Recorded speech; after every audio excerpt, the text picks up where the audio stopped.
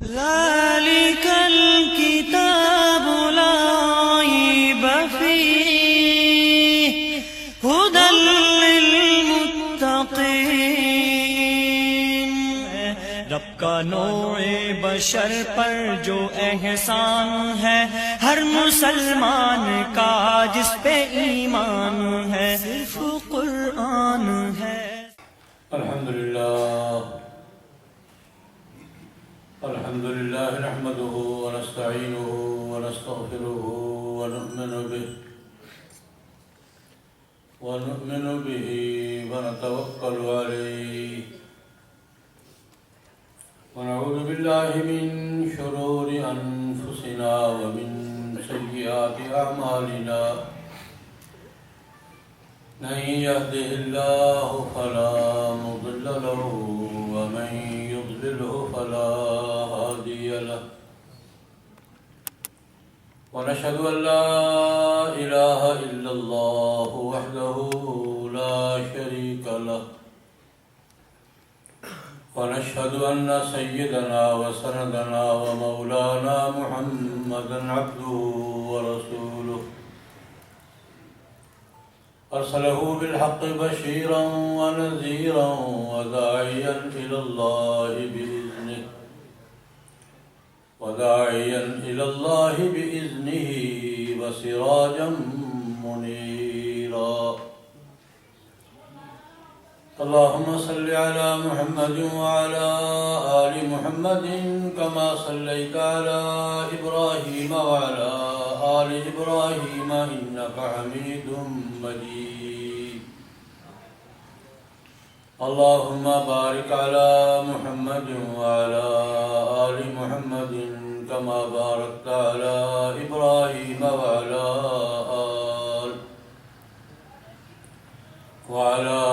آل إبراهيم إنك حميد مجيد.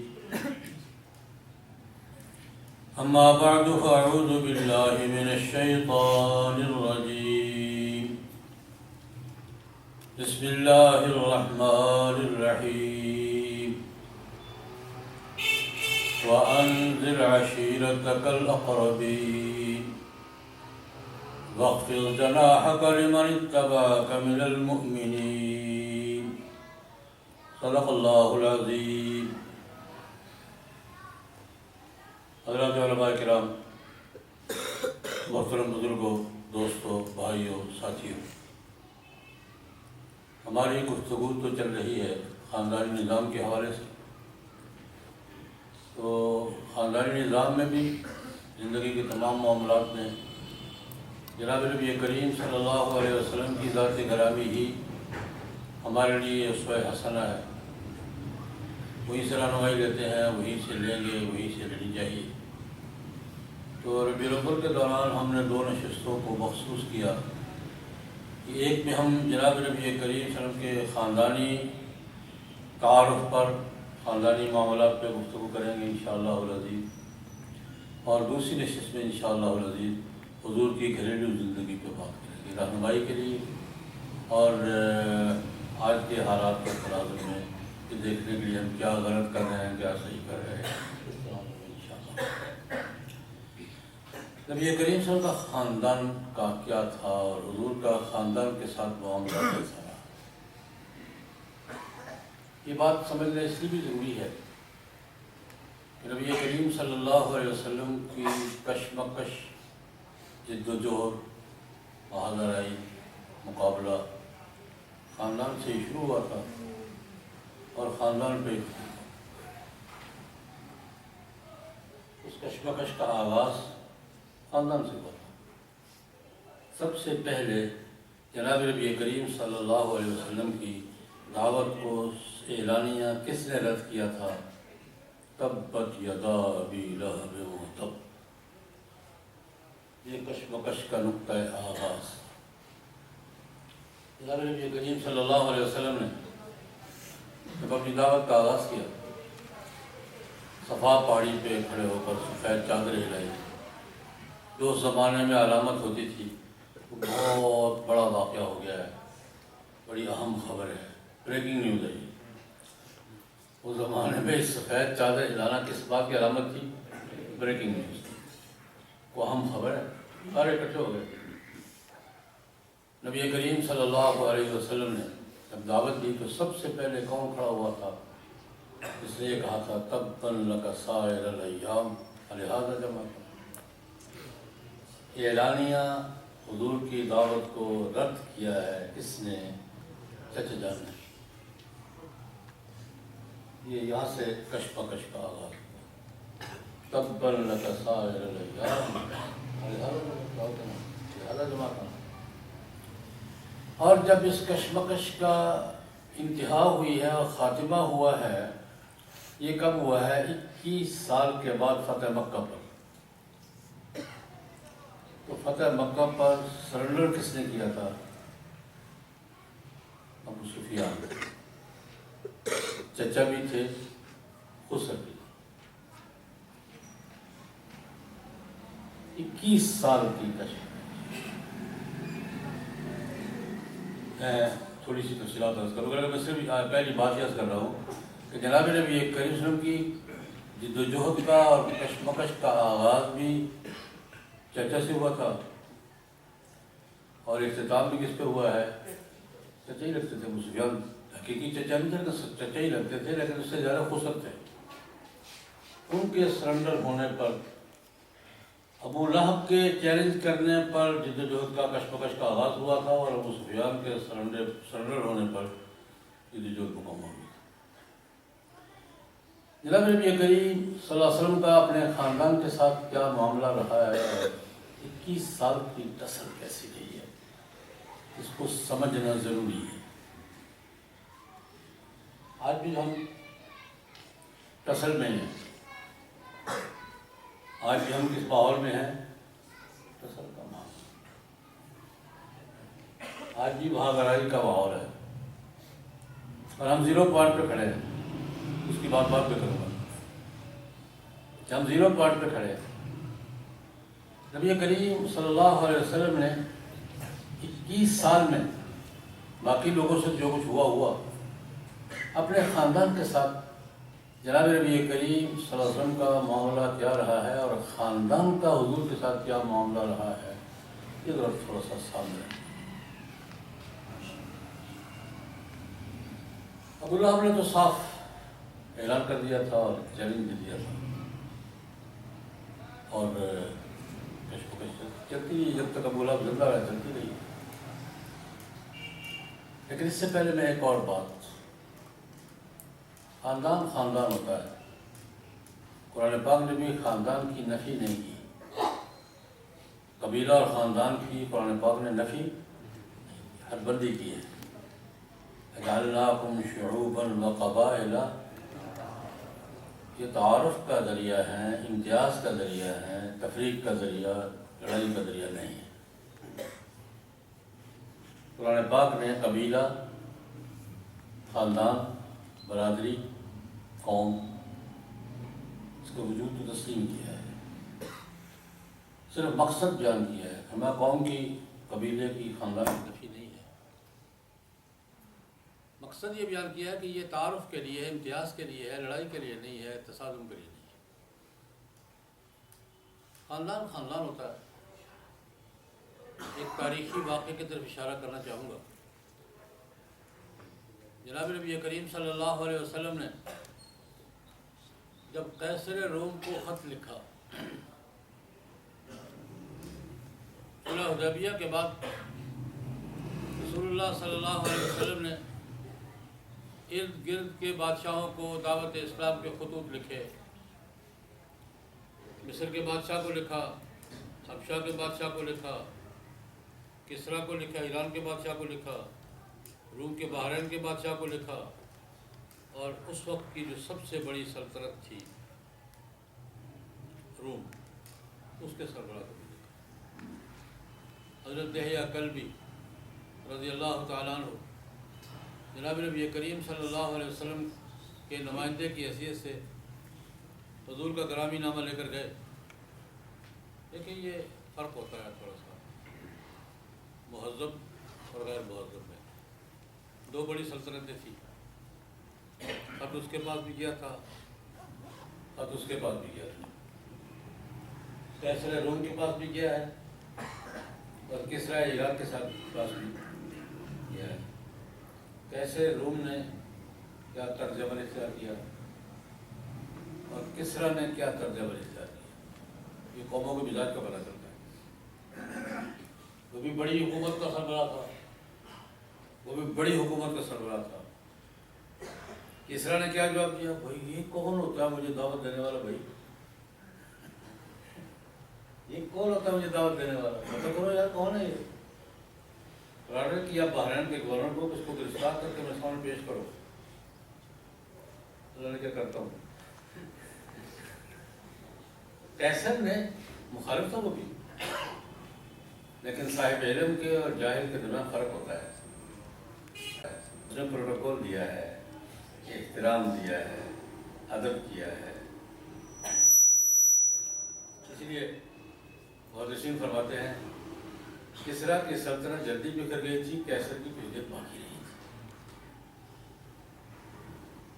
کیسر نے جب حضور کا خط کا پتہ چلا کہ کوئی صاحب ہیں، کہتے ہیں میں پیغمبر ہوں، ان کا خط آیا میرے پاس، تو جو بین الاقوامی اصول ہوتے ہیں، کسی ملک کا سربراہ آ رہا ہو یا کسی کا خط آیا ہو تو پہلے اس کے بارے میں معلومات حاصل کرتے ہیں۔ بندہ کون ہے؟ ویسے نہیں جواب ٹھوک مارتے۔ کیسر نے پورا پروٹوکول دیا، کہا کہ یار پتہ کرو یہ بندہ کون ہے، پہلے معلومات حاصل کریں گے پھر بات کریں گے۔ بخاری شریف میں بڑی لمبی روایت ہے۔ جناب ابو سفیان رضی اللہ تعالیٰ عنہ یہ حضور کے جزیرۃ العرب میں حریف تھے۔ احد میں حضور کے مقابلے میں جنگ کی قیادت کس نے کی تھی؟ احزاب میں کس نے کی تھی؟ جزیرۃ العرب میں حضور کے مد مقابل تھے، خسر بھی تھے، مد مقابل بھی تھے۔ یہ خاندان ہوتا ہے، خسر بزرگوار بھی ہے اور خسر پہلے سے چلے آ رہے ہیں، بعد میں شادی بھرے ہو گئے۔ ام حبیبہ رضی اللہ تعالیٰ عنہ مکے میں مسلمان ہوئی تھی اور ہجرت کی تھی حبشہ کی طرف۔ یہ تو مقدمی یعنی سابقون الاولون میں، اور باپ مقابلے پر ہے۔ ابو سفیان خود روایت بیان کرتے ہیں کہ ہم شام میں گئے ہوئے تھے تجارت کے لیے، اور یہ وہ زمانہ تھا جب محمد صلی اللہ علیہ وسلم کے ساتھ ہمارا معاہدے کی مدت تھی کہ ہم 10 سال جنگ نہیں کریں گے، تو ہم اطمینان سے گئے ہوئے تھے تجارت کے لیے۔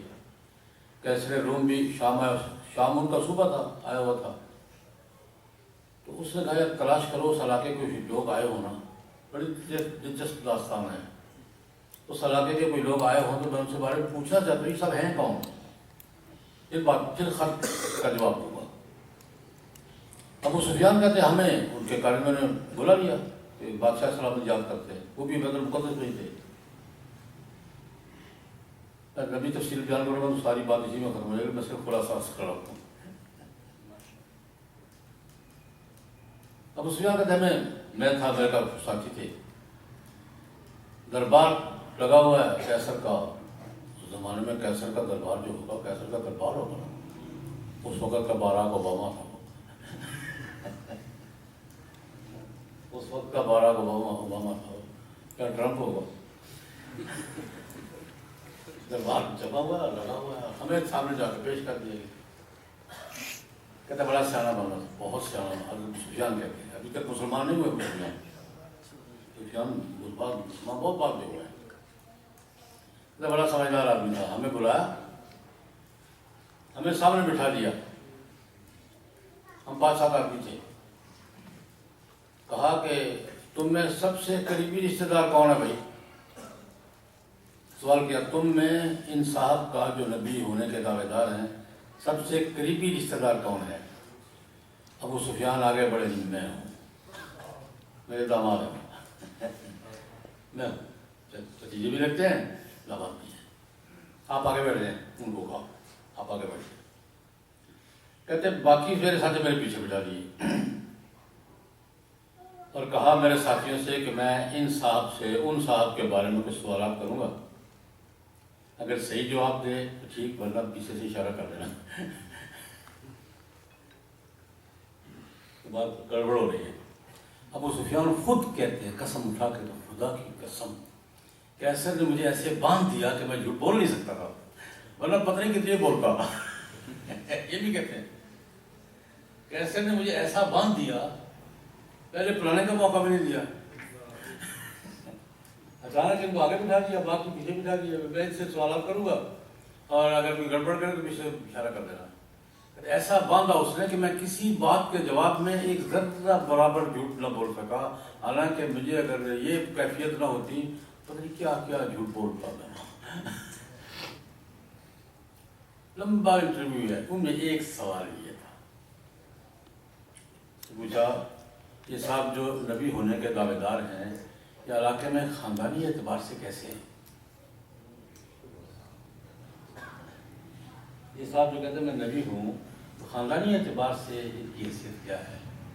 تو ابو سفیان نے کہا کہ خاندان تو بہت بڑا ہے، پورے علاقے میں اس خاندان کا بڑا احترام ہے، خاندان عزت والا ہے، شرافت والا ہے، محترم ہے، پورا علاقہ، پورا عرب اسے خاندان کی عزت کرتا ہے۔ تو جواب دیا کہ اللہ پاک علاقے کے سب سے معزز خاندان میں ہی نبی بھیجا کرتے ہیں، یہ کیسے ہے؟ ساری باتیں باقی حذف کر گیا، اس نے کمنٹری کیا، تبصرہ کیا، اس نے کہا اللہ پاک علاقے کے سب سے محترم خاندان میں نبی بھیجا کرتے ہیں تاکہ تعارف کے مراحل طے نہ کرنے پڑے، کون ہے، کہاں سے ہے، کیسے ہے۔ اسی لیے جناب نبی کریم صلی اللہ علیہ وسلم نے جب پہلے دعوت دیا تو سب سے پہلے مجھے جانتے ہو میرے بارے میں کیا رائے ہے؟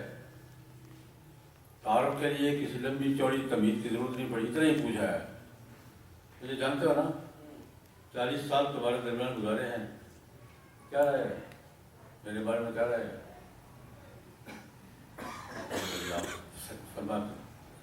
مانتے ہو نا، اب بات سن۔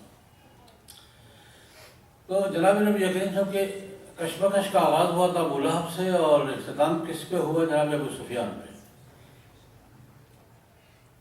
حضور کے خاندان میں چچا بھی تھے، حضور کے خاندان میں ازواج مطہرات بھی تھی، سسرال بھی تھے۔ حضور کے سسرال میں سب سے پہلے سسرال کون تھے؟ حضرت خدیجہ عالیہ محترمہ قریش تھے، ان کے ساتھ حضور کا رشتہ ڈبل قائم ہوا۔ وہ تو عالیہ محترمہ تھی، حضور کی بڑی بیٹی ان کے بھانجے سے لے گئی، ابو العاص بن ربیع سے۔ ابو العاص بن ربیع جو جناب نبی کریم صلی اللہ علیہ وسلم کے بڑے داماد تھے، حضرت زینب کے خاوند، حضرت خدیجہ کے بھانجے تھے، خالہ تھی، یہ ڈبل رشتہ ہے۔ خدیجہ عالیہ ہیں اور ان کی بھانجی، ان کا بھانجا حضور کا داماد ہے۔ ابو العاص بن ربیع کی بھی اپنی تاریخ ہے، حضور کا داماد، پہلا داماد۔ پہلے داماد ابو العاص بن ربیع تھے، دوسرے اور تیسرے داماد کون تھے؟ حضرت عثمان، اور چوتھے داماد کون تھے؟ حضرت علی۔ ان کا اپنا اپنا ایک مستقل مقام ہے، لیکن میں ابو العاص بن ربیع کی بات آئی تو میں ایک بات عرض کرنا چاہوں گا۔ یہ خدیجہ کے بھانجے ہیں، حضور کے داماد ہیں، مقابلے کر رہے ہیں، ایک عرصہ مقابلے کر رہے ہیں۔ بدر کی جنگ میں بھی آمنے سامنے تھے۔ بدر کی جنگ تو ایسی تھی، بھائی ادھر ہے، دوسرا بھائی ادھر ہے، باپ ادھر ہے، بیٹا ادھر ہے، چچا ادھر ہے، بھتیجا ادھر ہے، ماموں ادھر ہے، بھانجا ادھر ہے۔ خاندان کی لڑائی تھی نا، بدر کی لڑائی ساری خاندان آمنے سامنے کھڑا ہے، بھائی ادھر ہے، دوسرا ادھر ہے، سسر ادھر ہے، داماد ادھر ہے، بھتیجا ادھر ہے، چچا ادھر ہے، ماموں ادھر ہے، بھانجا ادھر ہے۔ یہ بدر کی لڑائی کی یہی کیفیت تھی۔ جنگی قیدیوں میں حضور کے چچا بھی تھے، حضرت عباس، داماد بھی تھے ابو العاص بن ربیع۔ فیصلہ ہوا کہ فدیہ لے کے چھوڑیں گے۔ فیصلہ کس بات میں؟ فدیہ لے کے چھوڑیں گے۔ فدیہ طے ہوا۔ ابو العاص بن ربیع بڑے بہت دلیر آدمی، بڑے بہادر آدمی، یہ خالی ہے، فدیہ دینے کو کچھ نہیں، کیا کروں گا؟ حضرت زینب ان کے نکاح میں تھی، نکاح بھی قائم تھے، اور نکاح بہت دیر کے بعد نکاح کے احکام آیا، میاں مسلمان ہے، بیوی کافر ہے، بیوی مسلمان ہے، میاں کافر ہے، کافی دیر چلتا ہے، نکاح قائم ہے۔ حضرت زینب رضی اللہ عنہ کا دلچسپ واقعہ محدثین لکھتے ہیں، حضرت زینب کو پتہ چلا کہ میرا خاون ہے تو مخالف کم ہے لیکن ہے تو خاون ہے، میاں بیوی کا اپنا رشتہ ہوتا ہے، پتہ چلا میرے خاون قیدیوں میں، قیدی کے پیسے نہیں ہیں اس کے پاس، تو اپنا ہار اتارا، ایک آدمی کو دیا، کسی طریقے سے ولاس کو پہنچا دو، بیوی ہو تو بیوی ہوتی ہے، بیوی ہو تو اپنا ہاتھ اتارا، کسی آدمی کا حوالے کیا، یہ کسی طریقے سے یا اتنی جلدی ہو سکے نا ابلاغ کو پہنچاؤ، گیا جو قیدیوں میں تھے انہیں چپکے سے جا کے ہاتھ پکڑا دیا، یہ جائے آپ جاریہ کہتی ہیں دے کے جان پڑا، وہ ہاتھ پیش کیا ابوالعاص بن ربیع نے نبی کریم صلی اللہ علیہ وسلم کو، جناب یہ میرا فدیہ ہے، حضور نے ہار دیکھا، آنکھوں میں آنسو، حضور کی آنکھوں سے آنسو، یہ حال حضرت خدیجہ کا تھا جو بیٹی کو شادی پہ دیا تھا، مائیں ہوتے ہیں نا، یہ اصل میں ہار کس کا تھا؟ حضرت خدیجہ کا، کہ شادی کے موقع پر بیٹی کو ہدیہ دیا، حضور کو سارا منظر یاد ہے، حضور کی آنکھوں سے آنسو آئی، حضور نے کبھی کسی کی سفارش نہیں کی، لیکن صحابہ سے کہا بھائی دیکھو یہ خدیجہ کا ہار ہے، بیٹی کے پاس یادگار ہے ماں کی، خدیجہ کا ہار ہے اور بیٹی کو اس نے دیا تھا، بیٹی کے پاس ماں کی کیا ہے؟ یاد ہے، اگر اجازت دو تو میں یہ ہار واپس کروں، ہمیں کیا خیال ہے، اگر آپ خوش ہیں، آپ کی خوشی کا باعث ہم واپس کرتے، وہ ہار واپس ہوا، اس بات پر کہ یہ ہار کس کا ہے؟ حضرت خدیجہ کا، ابوالعاص بن ربیع چلے گئے واپس، فدیہ ہو گیا واپس۔ ایک اور موقع پر یہی ابوالعاص بن ربیع، اس وقت حضرت زینب آ چکی تھی، انہوں نے حضور نے فرمایا ابوالعاص کو، زینب کو بھیج دو، معاملات پتہ نہیں کب تک چلیں گے، کیا ہوگا، تم تو پتہ نہیں کب تمہاری باری آئے گی، زینب کو بھیج دو۔ حضور بڑی تعریف کیا کرتے تھے، ابوالعاص کی بڑی تعریف کرتے تھے، بڑا وفادار داماد تھا، میں نے جو کہا اس نے کیا، کفر اسلام اپنے مقام پر، میں نے جو کہا ابوالعاص نے کیا، بڑی غربت پر تعریف کرتے تھے ابوالعاص، بڑا وفادار، بڑا شریف داماد تھا۔ ابوالعاص بن ربیع کسی اور مارکے میں گرفتار ہوئے، پھر دوبارہ مارکے میں بن گئی مدینہ منورہ میں، اب حضرت زینب آ چکی تھی، حضور کے گھر میں تھی، بیٹی باپ کے گھر میں، اس وقت وہاں تھی۔ حضرت جناب نبی کریم صلی اللہ علیہ وسلم کا معمول یہ تھا کہ جو قیدی آتا تھا وہ مسجد کے ستون سے باندھ دیا جاتا تھا فیصلے تک، ایک دن دو دن، جب تک فیصلہ نہیں ہوتا تھا اس وقت تک مسجد کے ستون سے ابوالعاص کو باندھ دیا گیا، مسجد کے ستون سے،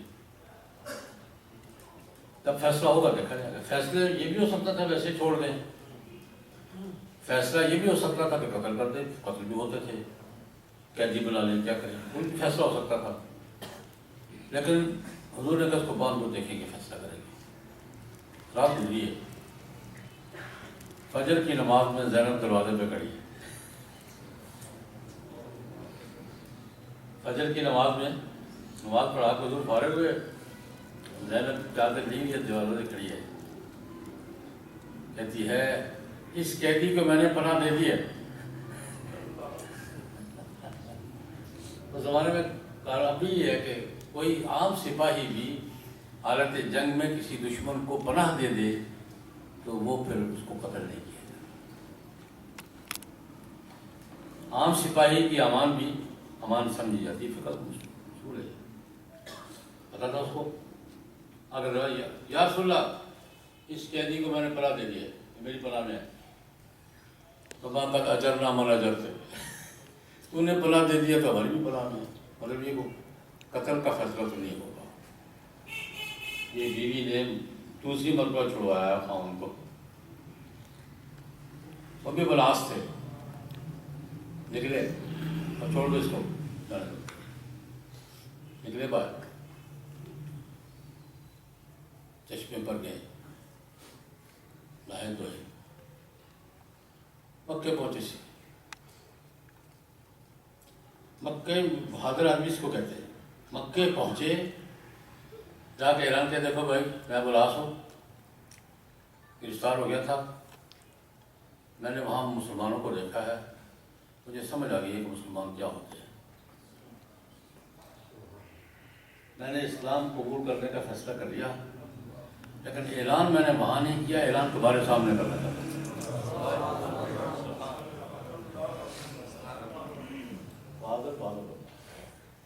آپ بھی کر سکتے تھے کہ کہتے میں کلمہ پڑھ کے آ گیا، نہیں، کلمہ پڑھنے کا فیصلہ میں نے کر لیا تھا، لیکن میں نے اعلان وہاں نہیں کرنا تھا کہ قیدی کلمہ پڑھ رہا ہے، یہ میں نہیں کہہ رہا جاتا، قیدی کلمہ پڑھ، قیدی تھا جی کلمہ پڑھ لیا نا، یہ میں نہیں کروانا چاہتا ہوں۔ اس پر ایک چھوٹا سا درمیان میں ایک دلچسپ واقعہ آ گئی، ہمارے نوجوان جب یورپ کے ملکوں میں جاتے ہیں 2-4 سال رہتے ہیں تو واپسی پر کوئی نہ کوئی لے آتے ہیں، ہوتا ہے نہیں ہوتا، وہ پھر اصرار ہوتا ہے جی نکاح پڑھاؤ جی، یہ کرو جی وہ کرو جی۔ ایک سال ہمارے گئے دوست کا بیٹا تھا، 2-3 دن رہا جرمنی میں، واپسی پر لے آیا تو میرے پاس ہے جی ہمارا نکاح پڑھاؤ، لڑکی مذہب کیا اس کا؟ عیسائی۔ یورپ سے کوئی عیسائی آتا ہے تو ہمیں تھوڑی تحقیق کرنی پڑتی کہ عیسائی ہے بھی یا نہیں، اکثر دار یہ ہوتا ہے۔ میں نے 2-4 سوال کیے، لڑکی عیسائی تھی، کیتھولک تھی، پکی مذہبی عیسائی تھی، اور جان سب کچھ پتہ کر کے آئی تھی، کہتے میرا نکاح پڑھا تھا، میں اہل کتاب سے ہوں، میرا نکاح پڑھا۔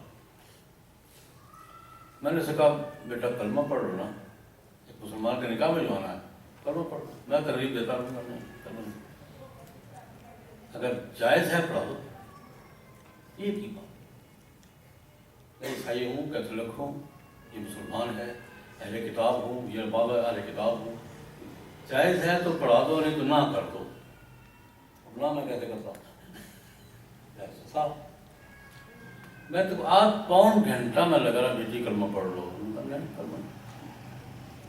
پڑھو، میں نے کہا پڑھا دیا، حجاب قبول، دعا، مٹھائی سارے مراحل سے گزر گئے، اب کہتے مجھے کلمہ پڑھاؤ،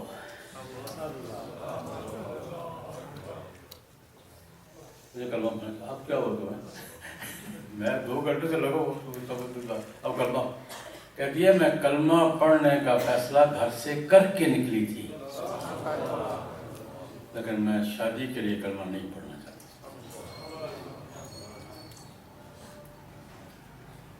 میں شادی کے لیے کلمہ نہیں پڑھنا چاہتا، میں کلمے کو کلمہ سمجھ کے پڑھنا چاہتا۔ سچی بات ہے، میری آنکھوں میں آنسو آ گئے، کلمہ پڑھایا، اس بچی سے 17-18 سال 19 سال کی تقریباً،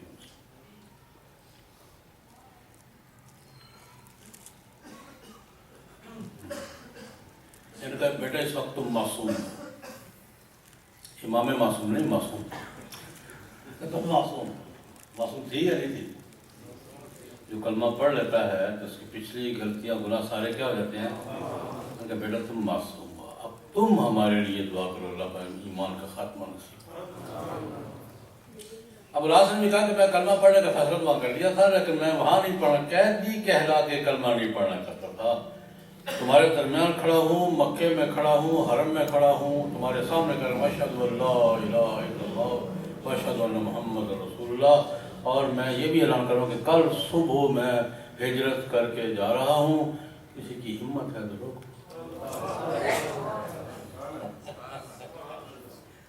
کل صبح میں روانہ ہوں گا، رات یہی ہوں گا، کل صبح جاؤں گا۔ اب جس کی ہمت ہے روک لے، میں جاؤں گا۔ آئے خیر، حضور کے خاندان کا تذکرہ کرنا، وہ چند جھلکی عرض کر سکوں گا۔ جناب ابو طالب کرنا نہیں پڑا، لیکن نبی کریم صلی اللہ علیہ وسلم کے دفاع میں، حمایت میں کوئی چچا کسی بھتیجے کی حفاظت نہیں کر سکتا۔ میرے سامنے تو کوئی چچا ایسا نہیں ہے جو اس درجے میں چلا جائے بھتیجے کی حمایت۔ وہ کہا کرتے تھے، جب لوگوں نے کہا کہ بھائی اتنی حمایت کیوں کرتے ہو، کلمہ پڑھتے نہیں ہو، کر بحث کرتے ہو۔ 3 سال کا بائیکاٹ برداشت کیا جناب ابو طالب نے، پورے خاندان کا بائیکاٹ برداشت کیا۔ یہ ابو طالب نے، جب گھاٹی ابو طالب کی تھی، وہاں ناکہ بندی ہو گئی ان کی، جناب نبی کریم صلی اللہ علیہ وسلم کی، بنو ہاشم کی ناکہ بندی ہو گئی۔ 3 سال رہی، لین دین بند، رشتے ناطے بند، بے فروخت بند، ساتھ چٹ کے کھڑے رہے۔ کہتے تھے بات ہوتی ہے نا، میرے والد محترم جناب ابو طالب وفات کے وقت اس بھتیجے کا ہاتھ میرے ہاتھ میں دے گئے تھے، جب تک میں ہوں بھتیجے کا ہاتھ میرے ہاتھ میں رہے۔ وہ بھی چچا تھا جو کہتا تب اللہ کا سائر الیام، یہ بھی چچا تھا۔ ان کا جاتے وقت عبد المطلب بھتیجے کا ہاتھ، اپنے پوتے کا ہاتھ میرے ہاتھ میں دے گئے تھے، یہ بیٹا تمہارے حوالے ہے، یہ بچہ ہے تمہارے حوالے ہے، اس لیے جب تک زندہ ہوں اس بھتیجے کا ہاتھ میرے ہاتھ میں رہے گا۔ اس کے بعد حضرت عباس نے بھی بہت دیر سے کلمہ پڑھا، لیکن حضرت عباس قرابت ہوتی ہے بھائی۔ حضرت عباس کے 2 واقعات درج کرنا چاہوں گا۔ کلمہ فتح مکہ کے موقع پہ پڑھا ہے، کلمہ کا پڑھا ہے، فتح مکہ کے آگے پیچھے پڑھا۔ لیکن حضرت ابو ذر غفاری رضی اللہ تعالیٰ عنہ اپنے قبول اسلام کا واقعہ سناتے ہیں۔ بخاری کی لمبی روایت ہے، طویل ترین روایات میں سے ہے، لمبا قصہ سناتے ہیں۔ میں اسلام قبول کیا، یہ وہ شیب ابی طالب کے 3 سالوں کا دور تھا۔ آپ اس کی ایک بات سے اندازہ کر لیں، میں 3 دن سے مکے میں کھڑا ہوا تھا، کوئی نہیں رہا تھا۔ حضرت علی شام کو لے جاتے تھے، کھانا کھلاتے تھے، چھوڑ جاتے تھے۔ ایک دن صبح حضرت علی نے، مجھے نہیں پتا کون ہے یہ، پوچھ لیا۔ میں نے کہا یار 3 دن سے بیٹھو، خیر تو ہے یار، ان سے ملنا چاہتا ہوں جو کہتے میں نبی ہوں۔ کسی سے پوچھنے کا حوصلہ نہیں پڑ رہا، ہراس کی کہتی ہے، 3 دن سے بیٹھا ہوں، کسی سے پوچھنے کا حوصلہ نہیں پڑ رہا۔ اس نے کہا، حضرت علی نے کہا خبیر سقط تھا، تو نے صحیح آدمی سے پوچھا ہے، میں بھی ان کا ساتھی ہوں، لے جاؤں گا۔ ہراس کی کیفیت دیکھے کہ حضرت علی ان کو کسی سے پوچھنے کا حوصلہ نہیں پڑ رہا کہ میں بنو غفار کے علاقے سے آیا ہوں اور محمد صلی اللہ علیہ وسلم کو ملنا چاہتا ہوں، مجھے پتہ دے دے۔ 3 دن سے حرم میں بیٹھے ہیں اور کسی سے پوچھنے کا حوصلہ نہیں ہو رہا، ہراس کی کیفیت دیکھ کے حضرت علی نے کہا ٹھیک ہے یار میرے ساتھ چلو، میں لے جاتا ہوں، لیکن دیکھنا ہر طرف نگاہیں ہیں، ہم محاصرے میں ہیں، ہم نگرانی میں ہیں، چاروں طرف سے نگاہیں دیکھ رہی ہیں۔ راستے میں کہیں مجھے شک پڑ گیا کہ کوئی ہماری نگرانی کر رہا ہے تو میں جوتے کا تسمہ ٹھیک کرنے کے بہانے بیٹھ جاؤں گا، تم سیدھے نکل جانا، کسی کو پتہ نہ چلے تم میرے ساتھ جا رہے۔ یہ خلاص کی جب میرے پیچھے پیچھے آنا، لیکن اگر راستے میں کہیں مجھے ابہام ہو گیا کوئی آدمی ہماری نگرانی کر رہا ہے، میں اچانک بیٹھ جاؤں گا، جوتا تسمہ ٹھیک کرنا شروع کر دوں گا۔ تم نے محسوس نہیں ہونا دینا کہ میرے ساتھ سیدھے نکل جانا، یعنی اس کیفیت میں ابو ذر غفاری حضور کی خدمت میں حاضر ہوئے، اسلام قبول کیا۔ اب دیکھیں اسلام تو ایمان بھی ایک مستقل چیز ہے، ایمان ایک مستقل چیز ہے. جناب نبی کریم صلی اللہ علیہ وسلم نے ہدایت دی ہے, اسلام کلمہ پڑھایا ہے, ہدایت دی ہے کہ ابو ذر ایسا کرو, اپنے قبیلے میں آرام سے چلے جاؤ, اعلان یہاں نہ کرنا. بخاری کی روایت ہے, اعلان وہاں جا کے کرنا اور چپکے سے عبادات کرتے رہو. جب ہمارے یہاں سے نکلنے کا اور کسی جگہ ٹھکانا پکڑنے کا مرحلہ آ جائے گا نا, تو پھر اس وقت تم ہمارے پاس آ جانا, اس وقت تک تم نے کوئی حرکت نہیں. یہ حضور کی ہدایت ہے. ابو ذر غفاری اپنا واقعہ خود, ابو ذر غفاری سے باہر نکلے, حرم کے پاس سے گزرا, تو میں نے کہا یار یہ کیا بات ہوئی, کلمہ پڑھا اور چھپا کے. تو پھر یہ چاش کا وقت تھا, سارے عرب سردار قریشی سردار بیٹھے ہوئے تھے, مجھ سے نہیں رہا گیا. میں نے درمیان میں جا کے, میں ابو ذر اتنا بتایا نہیں, میں نے کہا میں آیا ہوں اور میں تمہارے سامنے اعلان کروں گا لا الہ الا اللہ. اور گئے لوگ جناب, کہتے کو مکے مار رہا ہے, کو جوتے مار رہا ہے, وہ کپڑے کو بڑا کر تھوڑا سا بنا مار رہا ہے. اب جب چاروں طرف لوگ پھر پڑے, ہمارے گھر میں کھڑے وہ کلمہ پڑھ رہے. کہتے قریب میں نے موت مجھے آنکھوں کے سامنے نظر آنے لگی, موت مجھے آنکھوں کے سامنے کیوں نظر آنے لگی کہ میں اب مر جاؤں گا. ایک شخص تیزی سے غصہ اندر, اس نے لوگوں پیچھے کیا کر رہے ہو, کیا کر رہے ہو, کیا کر رہے ہو, خدا کے بندو کس کو مار رہے ہو, پتہ ہے یہ بنو غفار کا آدمی ہے, بنو غفار تمہارے تجارت کے راستے کا گھاٹا ہے, تمہارا راستہ بند کر دیں گے, ایک گندم کا ایک دانہ نہیں خرید پاؤ گے, کیا کر رہے ہو تم, کس کو مار رہے ہو. تو تمہارے تجارت شام کے راستے میں یہ ان کا بندہ مر گیا, تو بنو غفار تمہارا بزنس کا راستہ روٹ بند کر دیں گے, ان کا تمہارا بزنس روٹ بند ہو جائے گا. چھوڑ ٹھیک ہے, مجھے چھوڑا ہے, ورنہ مجھے بہت دکھائی دے رہی. یہ عباس تھے. کہتے یہ کون تھے, یہ عباس تھے.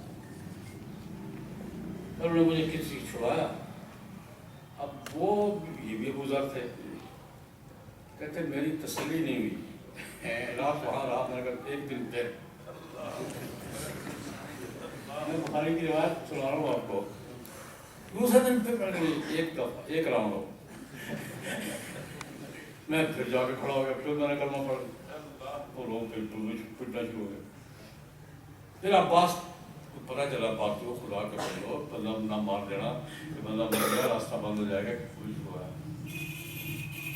ابو ذر تھے نا, کہتے پھر ایک راؤنڈ ہو, آخری باری تیسری ہوئی. تیسرے دن پھر میں جاؤں. عباس کی بات کر رہا ہوں, حضور چچا تھے. چچا ابو لہب بھی تھا, رشتے میں چچا ابو جہل بھی تھا, چچا ابو سفیان بھی تھے, اور چچا عباس بھی تھے, چچا ابو طالب. حضور کے خاندان میں چچا بھی تھے. حضور کے خاندان میں نے کہا کہ سسرال, پہلا میں نے سسرالی خاندان ذکر کیا, حضرت خدیجہ الکبریٰ رضی اللہ تعالیٰ. جناب نبی کریم صلی اللہ علیہ وسلم اپنی اہلیہ محسنہ کو زندگی بھر ویسے بھی کسی کو نہیں بولے تھے, ہمیشہ یاد کرتے.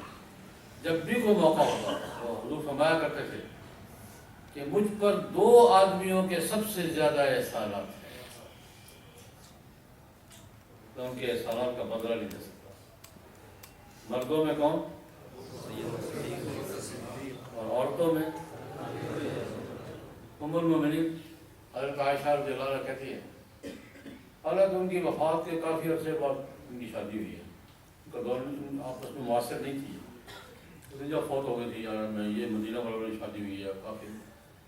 لیکن کہتی ہیں بھارت حضور جب بار بار خدیجہ کا ذکر کرتے ہیں مجھے غصہ آتا ہے, یہ کیا وہ بڑھیا گزار کا یاد کرتے ہیں, انسانی فطرت ہے. ایک دن کہتی میں نے پوچھ لیا, بڑھیا آپ کو بولتی نہیں نظر ہے, تو بڑھیا کو آپ یاد کرتے رہتے ہیں, لال بادشاہ والی بڑھیا. یا رسول اللہ آپ کو اللہ پاک نے دیکھیں جوان بیویاں اور آپ جب بھی موقع تھا خدیجہ یوں کرتی تھی، خدیجہ یوں کرتی تھی، خدیجہ یوں کرتی تھی، آپ کو یہ نظر نہیں آ رہی جو موجود ہے؟ ہم بڑا عجیب جملہ فرمایا، عائشہ خدیجہ خدیجہ تھی، وہ میرے دکھ کے وقت کی ساتھی تھی، وہ میرے دکھ، اس نے 11 سال میرے ساتھ دکھ کے گزارے، اپنا سب کچھ نچھاور کر، بڑی تازہ خاتون تھی، کھاتی پیتی خاتون تھی، کھاتے پیتے گھرانے سے تعلق رکھتے، سب کچھ نچھاور کر دیا۔ ہم عائشہ پر ایک بات مت بھولو، وہ میرے دکھ کے وقت کی ساتھی تھی اور تم میرے سکھ کے وقت، اور کہ شریف آدمی دکھ کے وقت کے ساتھیوں کو بھولتا ہے۔ جناب نبی کریم صلی اللہ علیہ وسلم کے خاندان میں بیویاں بھی تھیں، چچے بھی تھے، اور قریش کا خاندان پورا۔ جناب نبی کریم صلی اللہ علیہ وسلم نے سب سے پہلی دعوت جب دی، قرآن پاک میں اللہ پاک نے خود انذر عشیرتک الاقربین، حضور نے بلا لیا سب کو دعوت۔ دعوت کے بھی تقاضوں میں دعوت کے تقاضوں میں دعوت بھی ہوتی ہے، دعوت کے تقاضوں میں دعوت بھی ہوتی ہے۔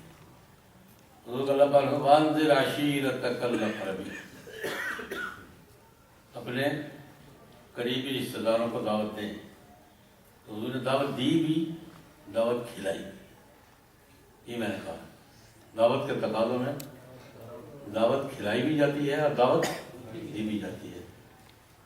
اچھا کیا، ایک ایک کا نام لے کر دیکھو بھائی، یہ بات سنو،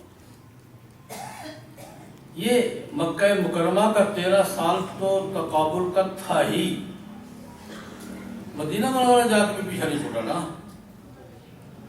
بدر کی لڑائی کن کے ساتھ تھی؟ احد کی لڑائی کن کے ساتھ تھی؟ احزاب کی لڑائی کس کے ساتھ تھی؟ جناب نبی کریم صلی اللہ علیہ وسلم کے گھر میں سسرال میں ایک خاتون، ایسے تو 11 خواتین ہیں، لیکن ایک دو کا ذکر حضرت خدیجہ کا کیا، ام المومنین ام سلمہ رضی اللہ تعالیٰ عنہ، یہ حضور کی اہلیہ محترمہ ہیں، ان کے خاوند حضرت ابو سلمہ رضی اللہ تعالیٰ عنہ حضور کے ساتھی بھی تھے، بھائی بھی تھے۔ ایک خاندان کا قصہ رضائی بھائیوں کا، رضائی، انہوں نے جناب نبی کریم صلی اللہ علیہ وسلم نے، حضرت ابو سلمہ نے، حضرت حمزہ نے، ابو لہب کی لوڈی سویبہ کا دودھ دیا ہوا، یہ تینوں بھائی تھے۔ ابو سلمہ حضور کے رضائی بھائی بھی، رضاعت کی بات میں پہلے ایک موقع پہ کر چکا ہوں۔ رضاعت کو جناب نبی کریم نے حرمت اور رشتے کا ایک مستقل سبب قرار دیا، بات پہلے ہو چکی، میں یہاں ذکر کر رہا ہوں۔ نبی کریم کی رضائی والدہ بھی تھی، رضائی بھائی بھی تھا، رضائی بہن بھی تھی، رضائی ماں بھی تھی۔ حضور نبی کریم نے ان کو بھی پورا پروٹوکول دیا۔ حارث نام تھا رضائی باپ کا، رضائی ماں کا نام کیا تھا؟ حضرت حلیمہ سعدیہ، اور وہ ساتھ بھی، اور بہن کا نام کسی کو یاد ہوگا؟ شیما۔ اس کا واقعہ بہت دلچسپ ہے۔ حوازن کی جنگ کے بعد قیدی آئے، ان کو قیدی لڑائی انہیں اسی قبیلے سے لڑائی تھی، سسرال سے لڑائی تھی۔ یہ حنین کی جنگ، حوازن کی جنگ، اسی کا بنو حوازن حضور کے ننہال تھے، یعنی سسرال نہیں ننہال۔ رضائی ماں کا خاندان، ماں بھی ہے، باپ بھی ہے، بھائی بھی ہیں، بہنیں بھی ہیں۔ تو بنو حوازن کو شکست ہوئی تو قیدی آئے۔ مورخین واقعہ لکھتے ہیں کہ قیدیوں میں ایک خاتون، جب قیدی تقسیم ہونے لگے، ایک خاتون کہنے لگی دیکھنا میرے ساتھ دھیان سے معاملہ کرنا، میں تمہاری پھوپھی لگتی ہوں، تمہارے پیغمبر کی بہن ہوں. تمہارے پیغمبر کو بہن تھی ہی نہیں کہ میں ہوں. تمہارے پیغمبر کا نہ تو بھائی نہ بہن، میں ہوں.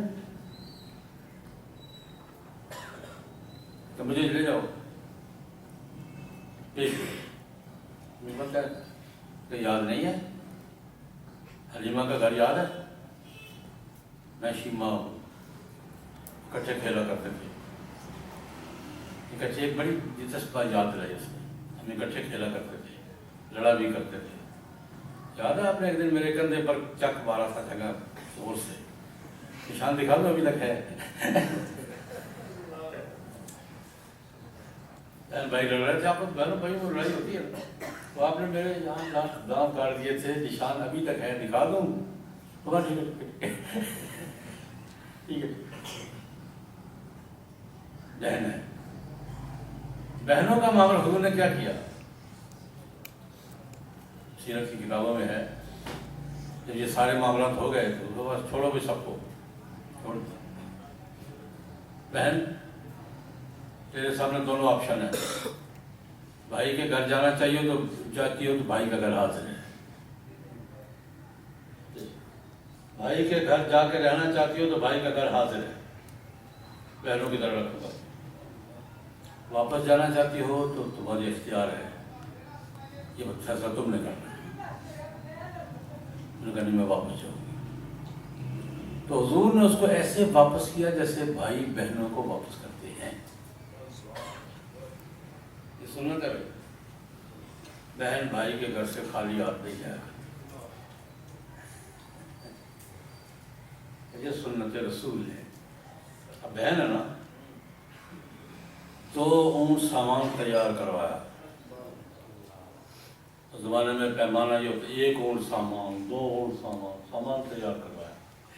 غلہ، کھجوریں، کپڑے، جو اس زمانے میں گارد مقرر کی سرکاری کہ میری بہن کو پورے اعزاز کے ساتھ اس پورے سامان کے ساتھ گھر پہنچا دیا. حضور کے گھر میں ام سلمہ رضی اللہ تعالیٰ عنہ، ان کے 2 بیٹے بھی حضور کی اولاد میں شامل ہیں. اپنی اولاد تو تھی ہی نا. حضرت قاسم بھی تھے، حضرت ابراہیم بھی تھے، حضرت عبداللہ اور طیب اور طاہر کے نام بھی آتے ہیں. حضرت زینب تھی، حضرت ام کلثوم تھی، حضرت رقیہ تھی، حضرت فاطمہ تھی. تو تھے. حضور کے گھر میں جو پلے ہیں ان میں ام سلمہ کے بیٹے بھی، ایک بیٹی ایک بیٹا ہے، زینب اور عمر. زینب بنت ابی سلمہ ربیبہ. ایک دن کسی نے نبی کریم صلی اللہ علیہ وسلم سے کہا یا رسول اللہ زینب جوان ہے. حضور کے گھر میں زینبیں بہت تھی. اتفاق سے آج ہی صبح بخاری میں سبق آ گیا. آئیے زیان ہے. حضور کے گھر میں زینبیں بہت تھی. عبداللہ بن مسعود کی بیوی زینب، وہ بھی اکثر حضور کے گھر میں آیا جایا کرتی. تو آج سبق میں یہ تھا کہ وہ مسئلہ پوچھنے آئی. کوئی مسئلہ پوچھا تو حضرت بلال سے کہا کہ جا کے مسئلہ پوچھو، تو میرا بتانا نہیں کون ہے. حضرت بلال نے کہا کہ کوئی اور مسئلہ پوچھے. کون ہے؟ یا رسول اللہ کون ہے؟ میں زینب ہے. ایو زیان ہے، کڑی زینب. 2 تو بیویاں تھیں نا، زینب بنت جحش، زینب ام حکیم. ایک بیٹی تھی، نہیں 2 بیٹیاں زینب تھیں. تمہیں سلمہ کی بیٹی حضور کی بیٹی نہیں تھی؟ 4 تو گھر میں تھی. عبداللہ بن مسعود کی زینب آیا کرتی تھی، نواسی بھی زینب. حسین اور حسن رضی اللہ عنہ کی بہن، وہ بھی کیا تھی؟ گھروں میں زینبیں بہت تھی. پوچھا ایو زیان، کیڑی زینب جان، کون سی زینب؟ تو زینب یہ جو ام سلمہ کی بیٹی تھی، کسی نے تجویز کی یا رسول اللہ یہ زینب آپ کے یہاں رہتی ہے، جوان ہے، شادی کر لیں سے. وہ خدا بولے کیا کہہ رہے ہو؟ میری ربیبہ بھی ہے. یہ تو قرآن پاک نے برابائے بکم اللہ کی فی حجورکم من نسائکم. ربیبہ ہے، کا بہرا جہاز میں بیٹی ہے. وہ کہ میں اس لیے کہہ رہا ہوں کہ حضور نے اس کو بیٹی بنا کے رکھا ہے. میری بیٹی ہے بھائی، اس حوالے سے بھی میری ربیبہ ہے، میری بیوی کی بیٹی ہے، میری بیٹی ہے، اور اس حوالے سے بھی کہ اس کے باپ ابو سلمہ نے اور میں نے دونوں نے صحیبہ کا دودھ پیا، ہم تو دونوں بھائی، میری بھتیجی بھی لگتی ہے عمر بن ابی سلمہ۔ حضور نے جو ایک اور رشتہ بھی قائم کیا تھا وہ اللہ نے مانا، یہ میرا بیٹا ہے، اللہ نے بیٹا اس طرح بتا۔ خیر میں ذکر کر رہا تھا کہ جناب نبی کریم صلی اللہ علیہ وسلم کا اپنے خاندان کے ساتھ معاملہ کیسا رہا ہے۔ لڑائی بھی رہی ہے، معاملات بھی رہے ہیں، صلح بھی رہی ہے، جنگ بھی ہوئی ہے، یہ کشمکش کا یہ ماحول، رشتے بھی جب تک ختم نہیں ہو گئے رشتے بھی چلتے رہے ہیں اور معاملات بھی چلتے رہے ہیں۔ اور اس کا آخری مرحلہ کون سا تھا؟ فتح مکہ، جب ابو سفیان اور حضرت عباس سے پہلے مسلمان ہو گئے تھے۔ میں نے کہا کہ آغاز ابو لہب کے وہ جملے تھے، آغاز ابو لہب کے جملے تھے قبل لک سائر الایام، اور انتہا کیا تھی؟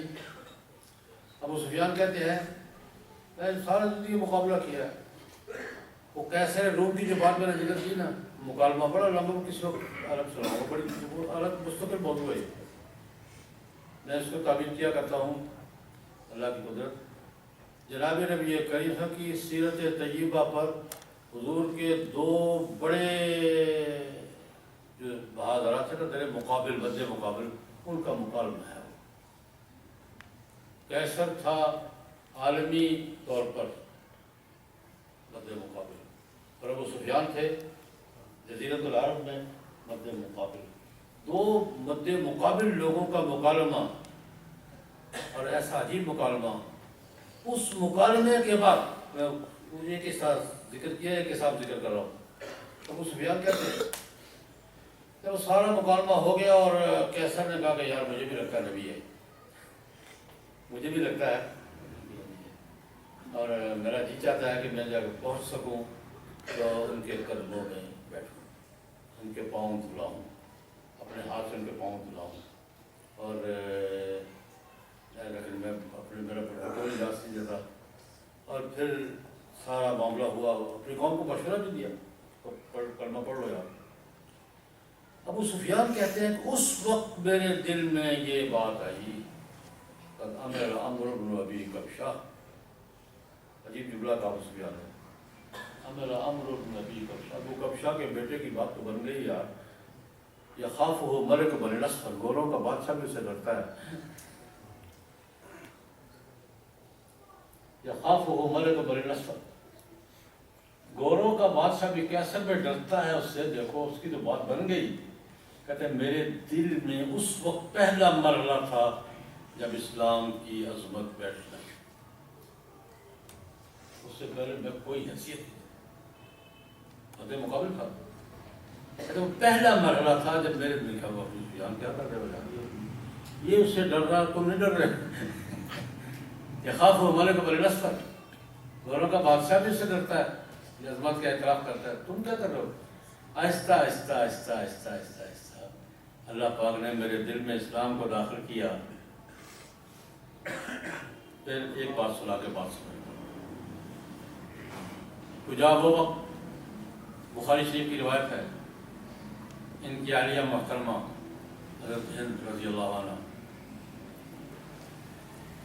حضور کی خدمت میں آئی، یا رسول اللہ، ایک وقت وہ تھا پوری روئے زمین پر آپ سے زیادہ کسی سے نفرت نہیں تھی، پوری روئے زمین پر آپ سے زیادہ کسی سے نفرت نہیں تھی، اور آپ کے گھرانے سے زیادہ کسی گھرانے سے نفرت نہیں تھی، دشمنی تھی، لیکن آج یا رسول اللہ آپ سے زیادہ کوئی محبوب نہیں ہے اور آپ کے خاندان سے زیادہ کوئی پسندیدہ نہیں۔ محبت اور نفرت بھی ہوتا ہے، آج آپ سے زیادہ اور آپ کے خاندان سے زیادہ کوئی محبوب نہیں۔ حضور نے جواب میں ایک لفظ کہا صرف، بڑا زبردست لفظ ہے، جملہ نہیں لفظ ہے. تو اسے یہ کہا نا کہ آج آپ سے زیادہ کوئی محبوب نہیں ہے اور آپ کے خاندان سے زیادہ کسی سے محبت نہیں ہے. تو فرمایا اے زن، بس اے زن سمجھتے اردو بھی اگر استعمال ہوتا ہے، ایک جملہ ہے بس کا اے زن. فرمایا میرا حال بھی یہی ہے، اے زن میرا حال بھی یہی ہے. تو آج میں نے تھوڑا سا مختصر تذکرہ کیا ہے جناب نبی کے ان کے خاندان کا، کشمکش کا. پھر خاندان جب سرنڈر ہوا ہے تو یہی خاندان پھر حضور کے پرچم کو لے کے اللہ پاک نے عظمت کیا عطا فرمائی اس خاندان کو. یہی خاندان تھا نا. اللہ پاک نے کیا عظمت عطا فرمائی. خلفائے راشدین کون تھے؟ بنو امیہ کی خلافت جو جزیرۃ العرب میں، افریقہ میں، کابل کا پروگرس تھا، وہ کون تھے؟ اور بنو عباس کی خلافت تو ہلاکو خان تک یہ کون تھے؟ اللہ پاک نے عظمت بھی عطا فرمائی، اللہ پاک نے مقام بھی عطا فرمایا، تاریخ کی حیثیت دی. حضور کے خاندان نے پھر اسی خاندان نے، خاندان حضور کا ہی تھا نا، اسی خاندان نے پھر صدیوں دنیا پر حکومت کی. اللہ رب العزت نے یہ عظمت عطا فرمائی. اللہ رب العزت جناب نبی کریم صلی اللہ علیہ وسلم کا تذکرہ، حضور کے خاندان کا تذکرہ مختصر قبول فرمائے اور ہمیں ان کے نقش قدم پر بعض والے نقش قدم چلتے رہنے کی توفیق عطا فرمائے. وآخر دعوانا الحمدللہ والسلام علی سید المرسلین وعلی آلہ واصحابہ واتباعہ اجمعین. ربنا ظلمنا انفسنا وان لم تغفر لنا وترحمنا لنكونن من الخاسرین. اللهم انا نسألك بآلائك ونشكرك بنعمائك الكريمة. ربنا هب لنا من ازواجنا وذرياتنا قرة اعين واجعلنا للمتقين اماما. صلى الله تعالى على خير. ذلك الكتاب لا ريب فيه هدى للمتقين. رب کا نوع بشر پر جو احسان ہے ہر مسلمان کا جس پہ ایمان